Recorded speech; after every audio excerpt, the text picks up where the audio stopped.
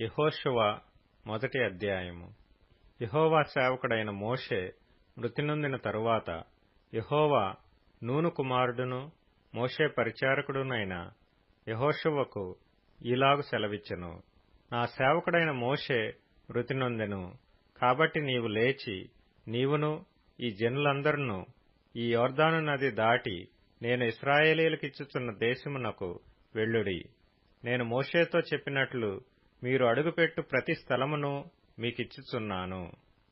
అరణ్యమును ఈ లెబానోను మొదలుకొని మహానది అయిన యూఫ్రటీసు నది వరకును, హిత్తీయుల దేశమంతయు పడమట మహాసముద్రము వరకును మీకు సరిహద్దు. నీవు బ్రతుకు దినములన్నిటిను ఏ మనుష్యుడును నీ ఎదుట నిలవలేకయుండును. నేను మోషేకు తోడై ఉండినట్లు నీకును తోడై ఉందును. నిన్ను విడువను, నిన్ను ఎడబాయను. నిబ్బరము కలిగి ధైర్యముగా నుండుము. వారికిచ్చెదనని నేను వారి పితరులతో ప్రమాణము చేసిన ఈ దేశమును నిశ్చయముగా నీవు ఈ ప్రజల స్వాధీనము చేసెదవు.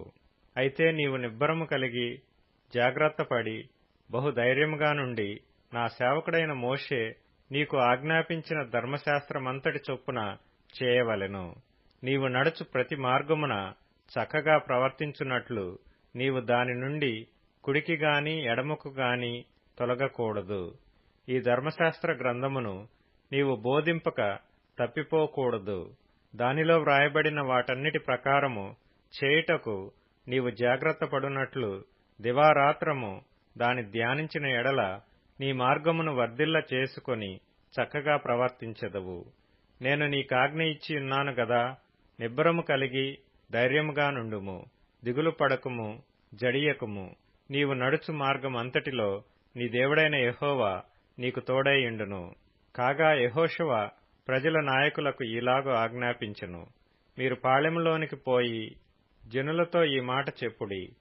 మీరు స్వాధీనపరచుకొనుటకు మీ దేవుడైన యెహోవా మీకిచ్చుచున్న దేశమును స్వాధీనపరచుకొనబోవుటకై 3 దినములలోగా మీరు ఈ యొర్దానును దాటవలెను. గనుక ఆహారమును సిద్ధపరచుకొనుడి. మరియు రూబేనీయులకును గాదీయులకును మనష్షే అర్ధగోత్రపు వారికిని యెహోషువ ఈలాగు ఆజ్ఞాపించెను. యెహోవా సేవకుడైన మోషే మీకాజ్ఞాపించిన సంగతి జ్ఞాపకము చేసుకొనుడి. ఎట్లనగా మీ దేవుడైన యెహోవా మీకు విశ్రాంతి కలుగజేయుచున్నాడు. ఆయన ఈ దేశమును మీకిచ్చును.